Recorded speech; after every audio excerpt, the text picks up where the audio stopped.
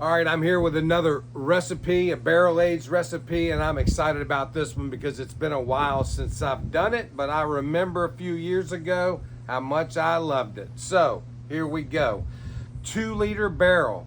I let it cure with some Weller. It was totally dry, no water at all. I put the Weller in there. Did not have to fill it up. If you're curing with liquor, you don't have to fill it up, but you're gonna need some. Here's where I started. You can see the line, maybe not. It's about right here. That is where I started. Now you can see where it is. That's how much soaked in, and probably some of it even evaporated already. It's been in the barrel for about 2 weeks. Now, because it didn't have as much in it, I rotated it around so that it would stay nice and moist.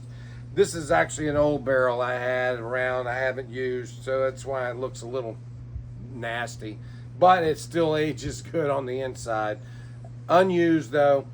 Got the Weller out so we can see how much is in there. I'm going with tequila.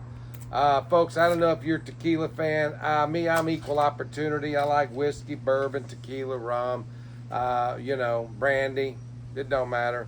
So, this right here is probably my favorite tequila, Herradura. This one right here is, we're just gonna go with a 5th. So we're putting a 5th in a 2-liter barrel, which means it is gonna age much faster. And that means your tequila, or my tequila in this case, is gonna disappear a lot quicker. So we gotta get it in there, let it age. I'm probably only going to leave this in here maybe 3 weeks at the most. It's going to age at a faster rate than if I put this in a 1-liter barrel, because the ratio of surface to liquor is much greater here. So what we're going to be doing is also adding some other flavors. I picked this up, or actually had my wife do it the other day. I love these vanilla beans. Sometimes they're a little hard to find. You may have to go to some sort of a Whole Foods type place. But you can see these are vanilla beans.